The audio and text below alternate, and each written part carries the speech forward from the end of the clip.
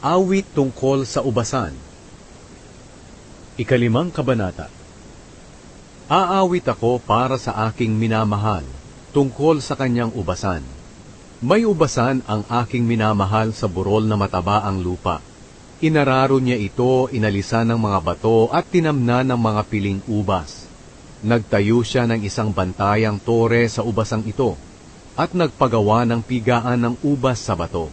Pagkatapos naghintay siyang magbunga ito ng matamis, pero nagbunga ito ng maasim.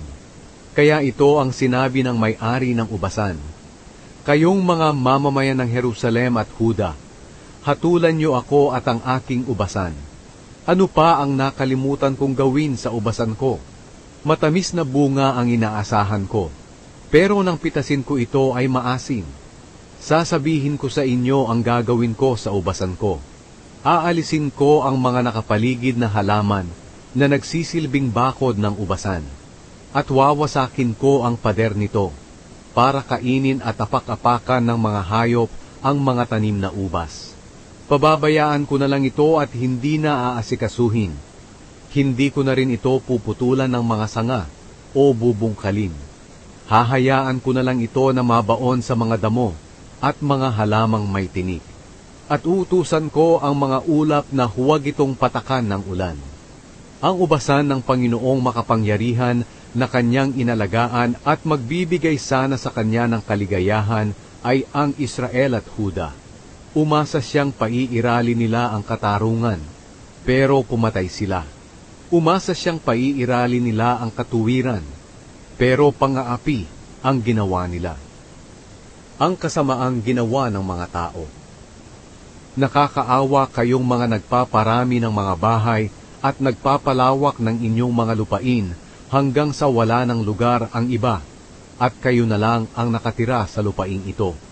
Sinabi sa akin ng Panginoong makapangyarihan, ang malalaki at naggagandahang bahay na ito ay hindi na titirhan. Ang 2 ektaryang ubasan ay aani lang ng 6 na galong katas ng ubas, at ang 10 takal na binhi ay aani lang ng 1 takal.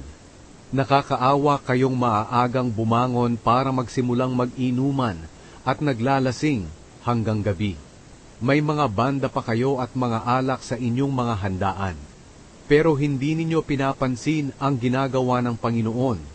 Kaya kayong mga mamamayan ko ay bibihagin, dahil hindi nyo nauunawaan ang mga ginagawa ko. Kayo at ang mga pinuno ninyo ay mamamatay sa gutom at uhaw. Bumubukas na ng maluwang ang libingan. Hinihintay nito na maipasok sa kanya ang mga kilala at makapangyarihang mga mamamayan ng Jerusalem, pati ang mga mamamayang nag-iingay at nagsasaya. Kaya ibabagsak ang lahat ng tao, lalo na ang mga mapagmataas. Pero ang Panginoong makapangyarihan ay dadakilain sa kanyang paghatol. Sa pamamagitan ng matuwid niyang paghatol, ipinapakita niyang siya ay banal na Diyos. Ang nawasak na lungsod na tinitirhan ng mga mayayaman ay ginawang pastulan ng mga tupa. Nakakaawa kayong mga gumagawa ng kasamaan sa pamamagitan ng pagsisinungaling. Sinasabi niyo pa, bilis-bilisan sana ng banal na Diyos ng Israel na gawin ang sinabi niyang kaparusahan para makita na namin. Magkatotoo na nga ang kanyang plano para malaman namin ito. Nakakaawa kayong mga nagsasabi na ang masama ay mabuti at ang mabuti ay masama. Ang kadiliman ay sinasabi ninyong liwanag at ang liwanag ay sinasabi ninyong kadiliman.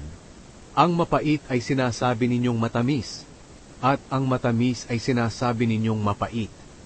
Nakakaawa kayo, kayong mga nag-aakalang kayo'y marurunong at matatalino.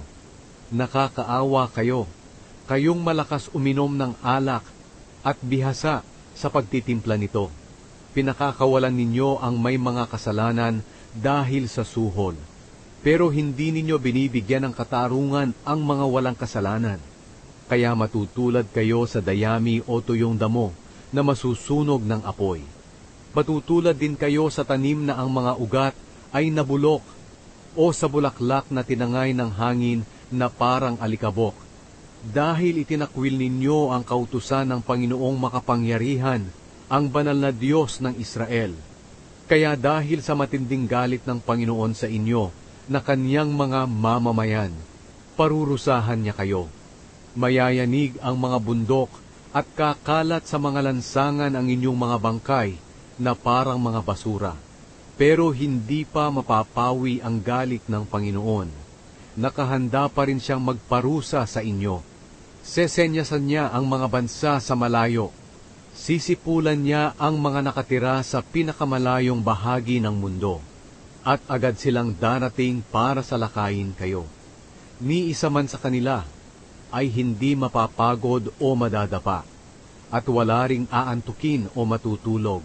Walang sinturon na matatanggal sa kanila o tali ng sapatos na malalagot. Matutulis ang kanilang mga palaso at handang-handa na ang kanilang mga pana. Ang kuko ng kanilang mga kabayo ay parang matigas na bato, at ang pag-ikot ng mga gulong ng kanilang karwahe ay parang buhawi. Sa pagsalakay nila ay sisigaw sila na parang mga leon na umuungal. Ang mabibiktima nila ay dadalhin nila sa malayong lugar, at walang makakaligtas sa mga ito. Sa araw na sumalakay sila sa Israel, sisigaw sila na parang ugong ng dagat. At kapag tiningnan ng mga tao ang lupain ng Israel, ang makikita nila ay kadiliman at kahirapan. Ang liwanag ay matatakpan ng makapal na ulap.